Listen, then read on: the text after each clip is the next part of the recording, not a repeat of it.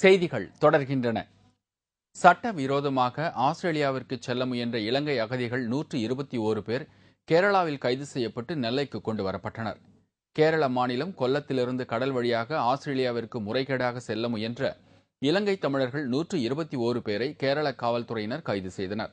இவர்கள் தமிழகத்தில் உள்ள இலங்கை அகதிகள் முகாமை சேர்ந்தவர்கள் என்பது விசாரணையில் தெரியவந்தது. படகு மூலம் ஆஸ்திரேலியா செல்ல இருந்த இவர்கள் 50,000 முதல் 2 லட்சம் ரூபாய் வரை பணம் கொடுத்ததாக கூறப்படுகிறது. வசதி இல்லை வாழ்றதுக்கு, இங்கே குழப்பங்களுக்கு பெருசாக இல்லை.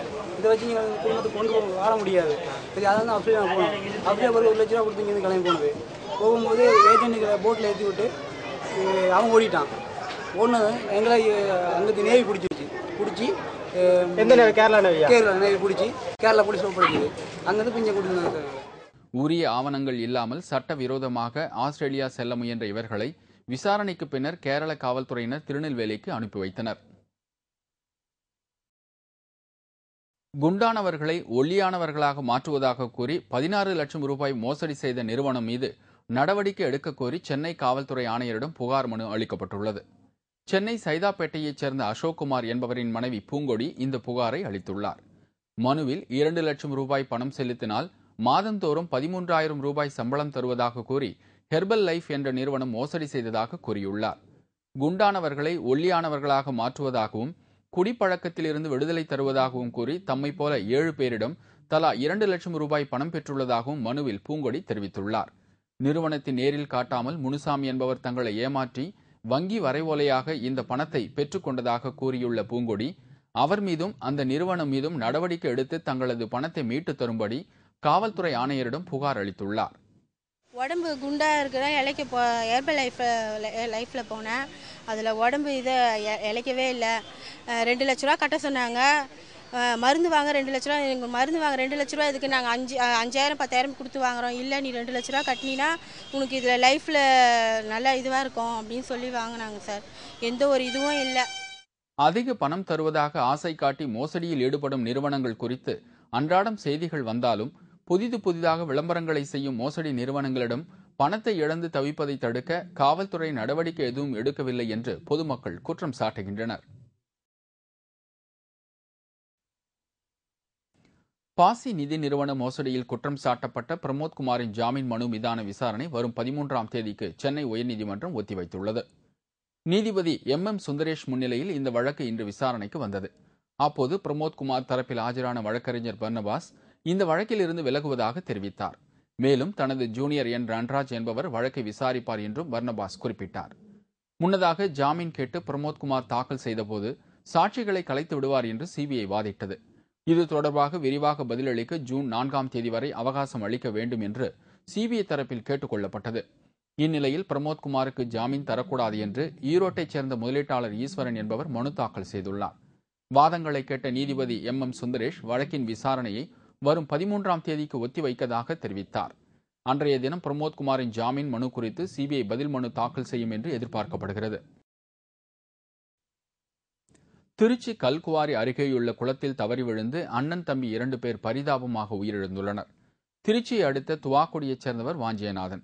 இவரது மகன்கள் செல்வேந்திரன், காமாட்சி இந்த அண்ணன் தம்பிகள் இருவரும் அங்குள்ள ஆண்கள் மேல்நிலைப் பள்ளியில் படித்து வந்தனர். இன்று காலை கல்குவாரி பகுதிக்கு சென்றிருந்த அவர்கள் இருவரும் கால் தடுமாறி தண்ணீரில் விழுந்து பரிதாபமாக உயிரிழந்தனர். தகவல் அறிந்த போலீசார் இருவரது உடல்களை கைப்பற்றி திருச்சி அரசு மருத்துவமனைக்கு அனுப்பி வைத்தனர். சென்னை கொடுங்கையூரில் செயல்பட்டு வரும் கிரேஸ் பள்ளி மாணவ மாணவிகளை தனிமைப்படுத்தி சித்திரவதை செய்வதாக கூறி காவல்துறை ஆணையர் அலுவலகத்தை பெற்றோர் முற்றுகையிட்டதால் பரபரப்பு ஏற்பட்டது. மாணவ மாணவிகளிடம் கிரேஸ் பள்ளி கூடுதல் கட்டணம் வசூலிப்பதாக கூறி கடந்த 4ஆம் தேதி DBA அலுவலகத்தை முற்றுகையிட்டு அந்த பள்ளியில் பயின்று வரும் மாணவர்களின் பெற்றோர்கள் ஆர்ப்பாட்டத்தில் ஈடுபட்டனர். அப்போது செய்தியாளர்களிடம் பேசிய சில பெற்றோர் கிரேஸ் பள்ளி நிர்வாகத்தின் மீது சரமாரியாக குற்றச்சாட்டுகளை தெரிவித்தனர். இதனால் ஆத்திரமடைந்த பள்ளி நிர்வாகம் சம்பந்தப்பட்ட பெற்றோர்களின் குழந்தைகளை தனிமைப்படுத்தி சித்திரவதை செய்ததாக கூறப்படுகிறது. இதனால் ஆத்திரமடைந்த பெற்றோர் கிரேஸ் பள்ளி மீது நடவடிக்கை எடுக்க கோரி சென்னை காவல்துறை ஆணையர் அலுவலகத்தை முற்றுகையிட்டனர். இதனால் சிறிது நேரம் அங்கு பரபரப்பு நிலவியது.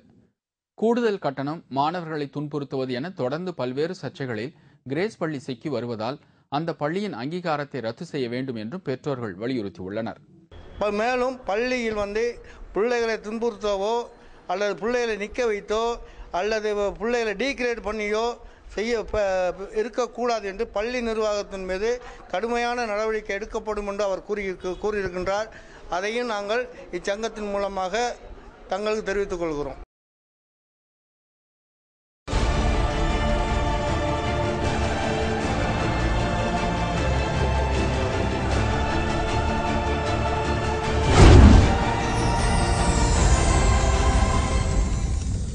ஆச்சரியம், ஆனால் உண்மை. மேஜிக் செய்பவர் விதவிதமான வித்தைகளை செய்து பார்வையாளர்களை வியக்க வைப்பார். அதுபோல நீர் நிறைந்த கண்ணாடி டம்ளரில் விடப்பட்ட மீனை ஒருவர் அந்த தண்ணீருடன் குடித்து வயிற்றுக்குள் அனுப்பிவிடுகிறார். மீண்டும் அந்த மீனை உயிருடன் வெளியே எடுத்து அனைவரையும் பிரமிப்பில் ஆழ்த்துவதை பாருங்கள். Goodbye. There is no fish. Nothing. Nie, tu żadna ryba.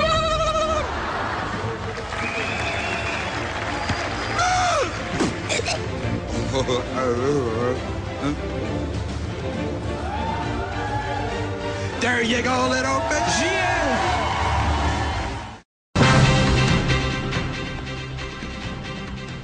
French open tennis போட்டி அரையிறுதிப் போட்டியில் ஜோகோவிச், ஃபெடரர் நாளை பல பரீட்சை.